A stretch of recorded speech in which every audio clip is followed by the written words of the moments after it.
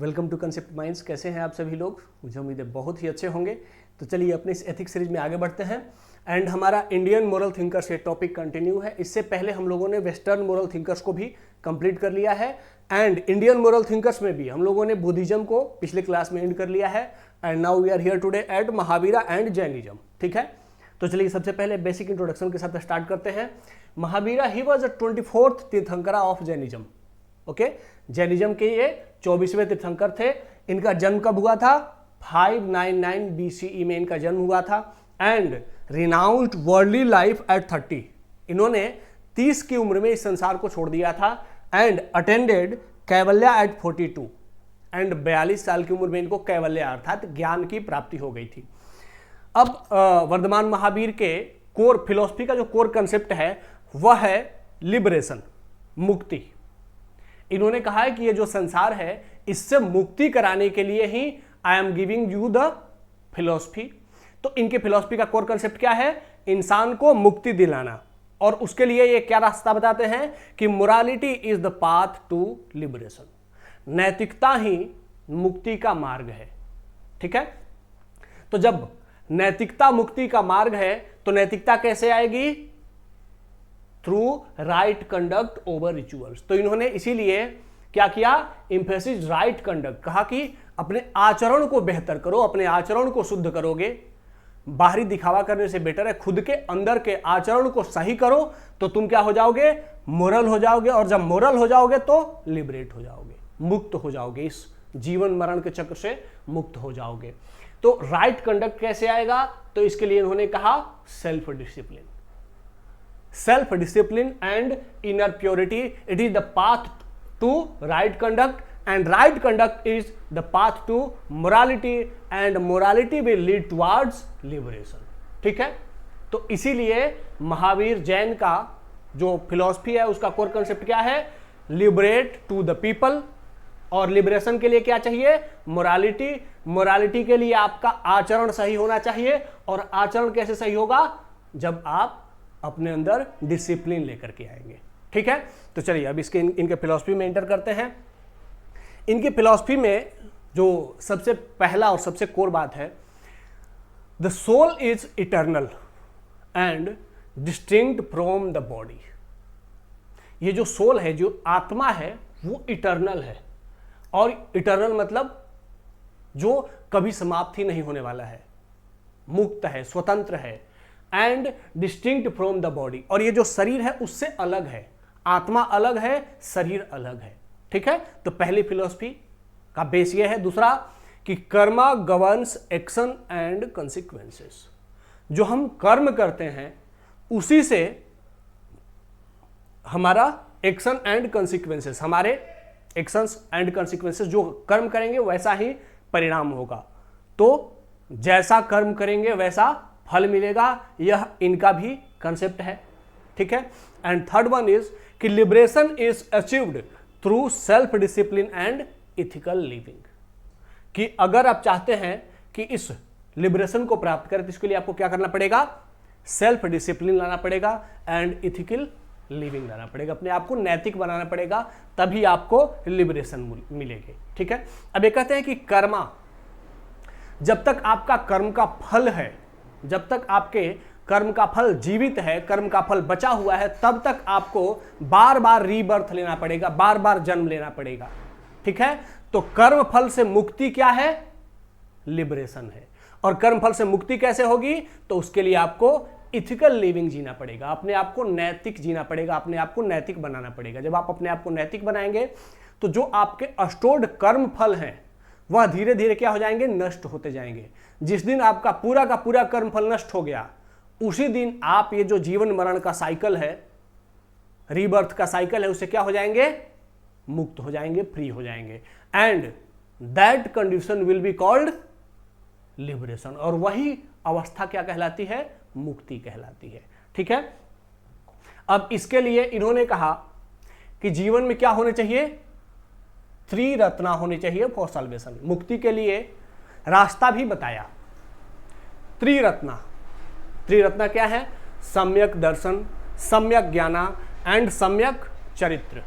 सम्यक ज्ञान, सम्यक दर्शन और सम्यक चरित्र। सम्यक दर्शन का मतलब राइट विजन, मतलब कि Nelson Mandela modernise south Africa. जैसे राइट विजन का मतलब सबको एक समान देखना, किसी में कोई भेदभाव नहीं करना, मतलब not only human being but all living being, जितने भी जीव हैं सबको एक समान समझना, किसी में कोई भेदभाव नहीं करना। यह क्या है? सम्यक दर्शन है। जैसे साउथ अफ्रीका में जब नेल्सन मंडेला साउथ अफ्रीका के प्रेसिडेंट बने थे तो सबको पता था कि ब्रिटिशर्स ने इनको 27 ईयर्स तक जेल में रखा था, और वो भी टॉर्चर कर करके 27 साल इनको जेल में रखा गया था नेल्सन मंडेला को।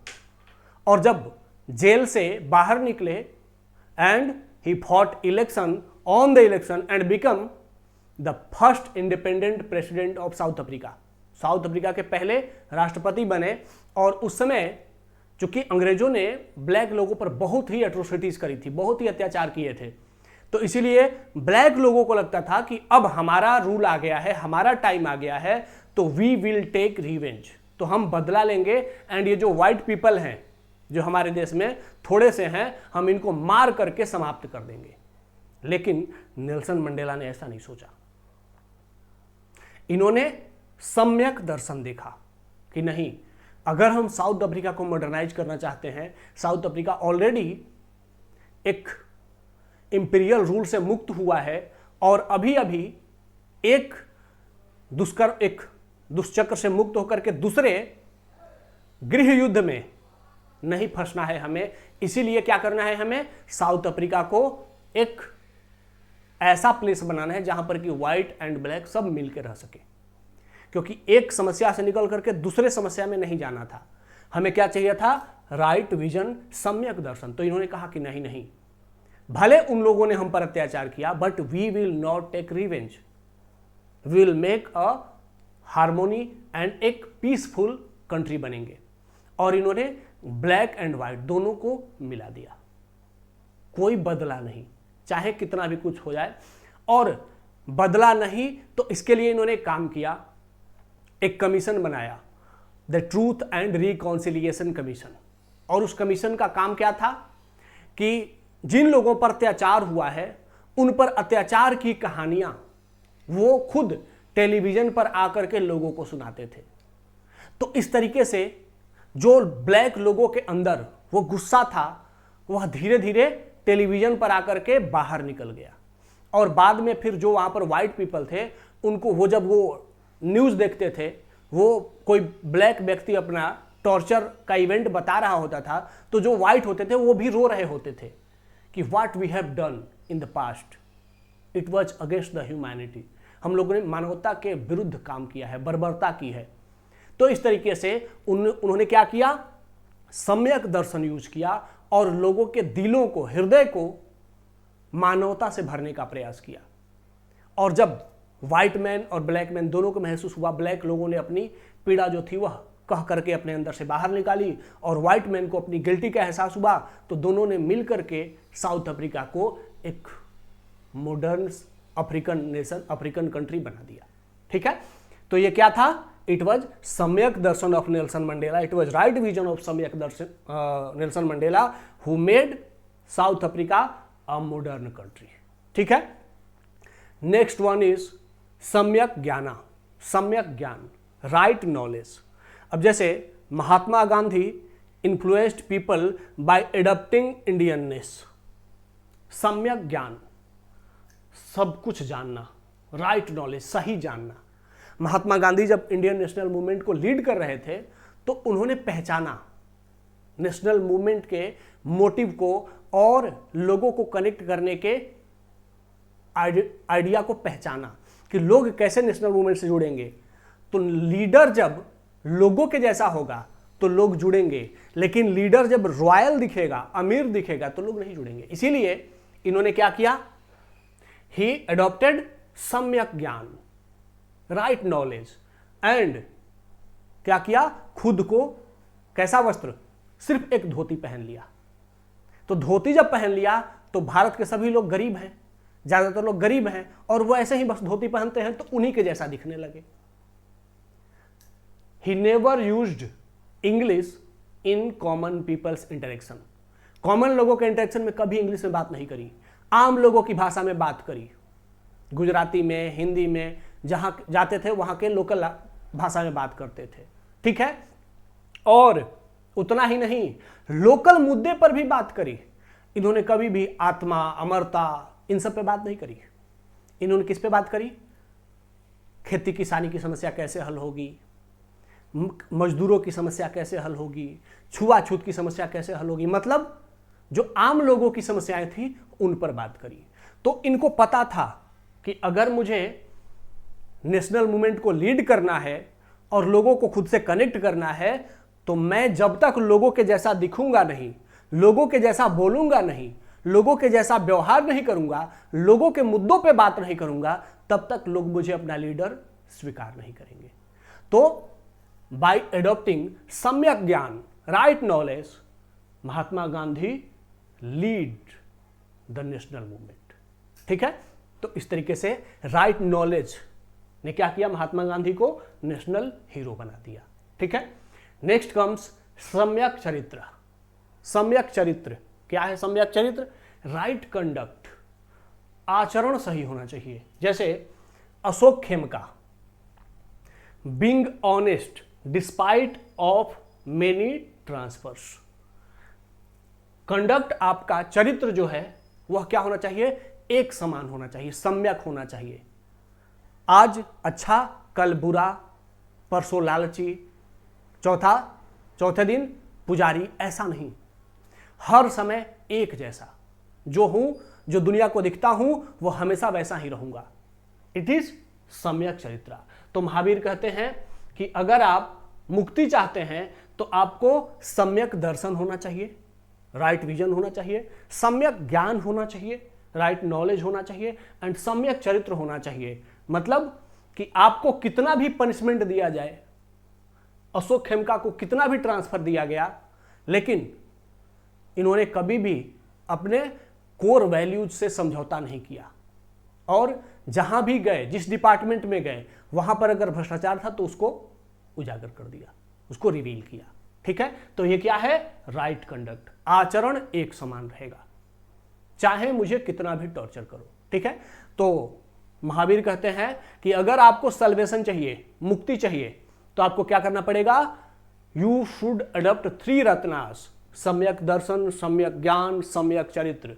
ठीक है, अगर आपके अंदर ये तीनों आ जाएंगी तो आप मुक्त हो जाएंगे। अब ये तीनों आएंगी कैसे? इसके लिए महावीर कहते हैं कि to acquire triratna you have to follow 5 mahavratas. आपको 5 महाव्रत को फॉलो करना पड़ेगा, तब आपके अंदर वो त्रिरत्न आ पाएंगे। ठीक है, अब 5 महाव्रत कौन से हैं? तो पहला कहते हैं अहिंसा। अहिंसा क्या है? तो इनकी जो अहिंसा है, non violence to all living beings. ये सिर्फ ह्यूमन बींग के बारे में बात नहीं करते हैं, कहते हैं कि अहिंसा टुवर्ड्स ऑल लिविंग बींग्स। कोई भी जीवित प्राणी है, सबके अगेंस्ट अहिंसा, किसी के विरुद्ध हिंसा नहीं। तो इससे क्या हो गया? इन्वायरमेंटल सस्टेनेबिलिटी, मतलब जो अन्य जीव हैं उनके अधिकारों की भी रक्षा, उन पर भी हिंसा नहीं, पेड़ पौधों को नहीं काटो, छोटे छोटे जीव को भी जीने का अधिकार दो। तो इससे क्या होगा? इन्वायरमेंट सस्टेनेबल रहेगा। ठीक है, तो इनकी अहिंसा कैसी थी? Towards all living being who proposed environmental sustainability. Okay, and next one is सत्य। सत्य, सत्य क्या है? Truth for conflict resolution. कहते हैं कि आपको पहले अहिंसा को अपनाना होगा, दूसरा है सत्य बोलना होगा, आचरण में सत्य रखना होगा, सत्यता रखनी होगी। और अगर आप सत्य आचरण रखेंगे तो आपका जो कॉन्फ्लिक्ट है, लोगों के साथ विवाद नहीं होगा। अगर समाज में सबके आचरण में सत्यता आ जाएगी तो समाज में कोई विवाद नहीं होगा। तो इसका इंपैक्ट क्या होगा? हार्मोनियस सोसाइटी, सोसाइटी में हार्मोनी होगी। ठीक है, third one is asteya, non stealing, चोरी नहीं करना। कह रहे हैं कि नहीं, थर्ड वन कि चोरी नहीं करिए। यह क्या है? आपके 5 महाव्रत हैं। पहला, किसी की हत्या नहीं करिए, दूसरा सत्य बोलिए, तीसरा चोरी नहीं करिए। चोरी नहीं करिए तो क्या होगा?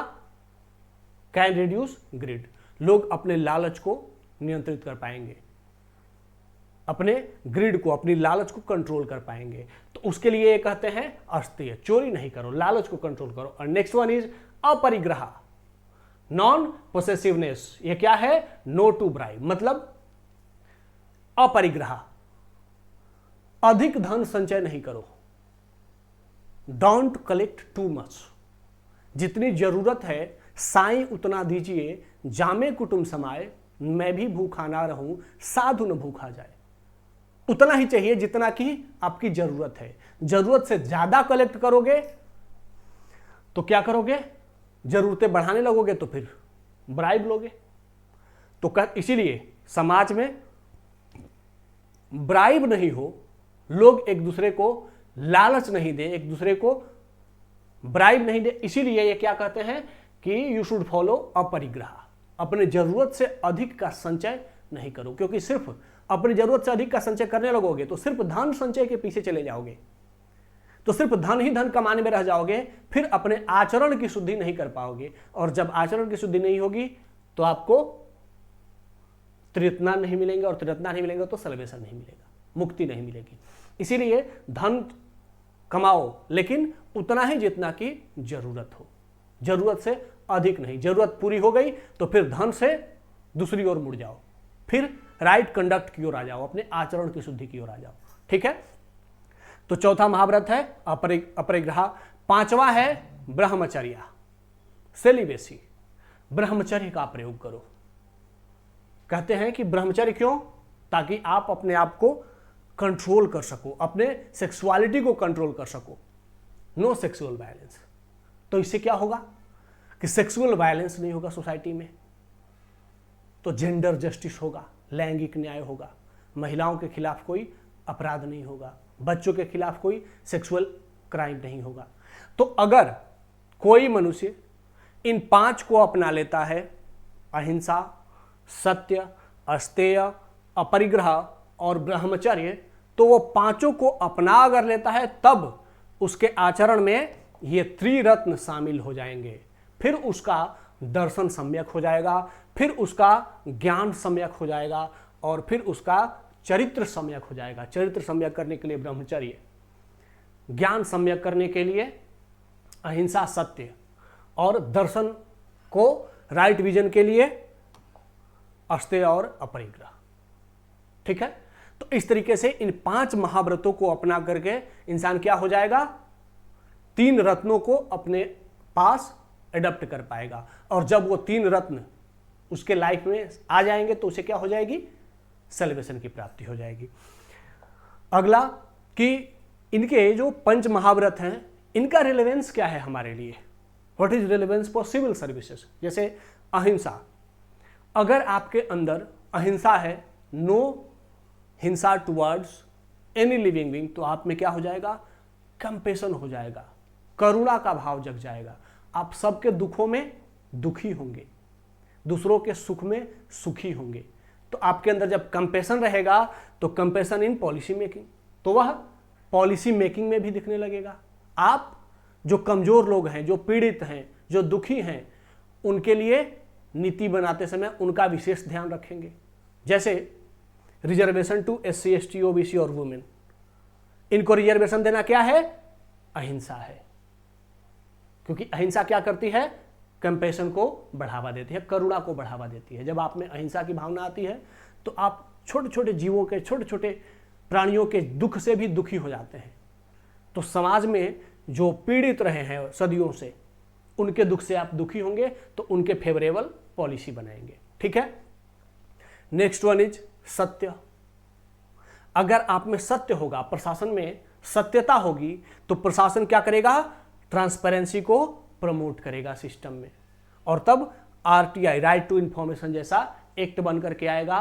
और फिर नागरिकों का, जो सिटीजन्स हैं, उनका क्या होगा? उनका एम्पावरमेंट होगा। ठीक है, तो इस तरीके से अगर सत्य सिस्टम में शामिल हो जाता है, सिविल सर्वेंट्स में शामिल हो जाता है, तो तो सिटीजन्स क्या हो जाएंगे, सिटीजन्स इंपावर्ड हो जाएंगे और डेमोक्रेसी और स्ट्रांग हो जाएगी। ठीक है, next one is aparigraha, avoiding corruption. अब अपरिग्रह मतलब अधिक धन संचय नहीं करना। जब आपको अपनी जरूरत से अधिक धन संचय की जरूरत नहीं है तो आप क्या करेंगे, करप्शन नहीं करेंगे। तो आप क्या करेंगे, अपना इनकम डिक्लेरेशन करेंगे। एनुअली आप बताएंगे कि इस साल में मेरा इनकम इतना है, तो करप्शन नहीं होगा सिस्टम में। अस्तेया, अस्तेया भी क्या करेगा, no misuse of public resources.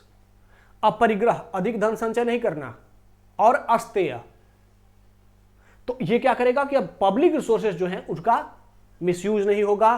तो इससे क्या हो जाएगा, सोशल ऑडिटिंग इन मनरेगा, पब्लिक रिसोर्स का मिसयूज नहीं होगा। तो मनरेगा में क्या होगा, सोशल ऑडिटिंग, लोग खुद ऑडिटिंग करेंगे और वो आपको सोसाइटी में क्या आ जाएगा, सोसाइटी में लोगों के पास अपनी योजनाओं को खुद उसकी योजनाओं की गुणवत्ता जांच करने का मौका मिलेगा अस्तेया के साथ। ब्रह्मचर्य का रोल क्या है, ब्रह्मचर्य अगर सिविल सर्विसेज में अडॉप्ट होता है तो डिसिप्लिन बढ़ेगी and no sexual harassment at work place होगा। और इसी के लिए विशाखा गाइडलाइंस जैसी विधान बनेंगी जो महिलाओं को सेक्सुअल हैरेसमेंट से रोकेंगी।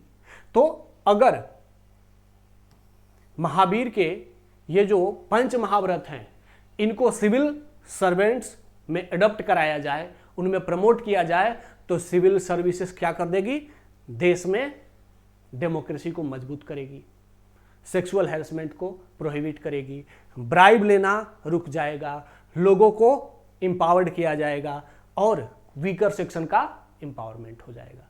ठीक है, तो ये है रिलेवेंस फॉर सिविल सर्विसेज। अब आते हैं कि क्रिटिसिज्म ऑफ जैनिज्म। देखो क्रिटिसिज्म बहुत अधिक हो सकता है लेकिन हमें बहुत अधिक क्रिटिसिज्म नहीं करना है। सबसे कोर क्रिटिसिज्म यही है कि difficult to apply. Concept of Jainism is literally very hard to apply. जैसे वो कहते हैं कि अहिंसा टुवार्ड्स ऑल लिविंग बीइंग। अब जब सभी जीवों के प्रति हिंसा को वो रोक देते हैं तो एग्रीकल्चर को भी क्या कर देंगे, प्रोहिबिट कर देंगे। खेती मत करो, क्यों, क्योंकि खेती करने में बहुत सारे छोटे छोटे जीव मारे जाते हैं। तो ऐसे में क्या ये फिजिबल है, तो ये अप्लाई करने में बहुत डिफिकल्ट होगा, क्योंकि विदाउट एग्रीकल्चर हम लोग सर्वाइव कैसे करेंगे, इतनी भारी जनसंख्या। और बहुत सार ऐसे ऐसे चलते समय हमारे पैर के नीचे बहुत छोटे छोटे जीव होते हैं जो कि क्या होते हैं, दब के मर जाते हैं।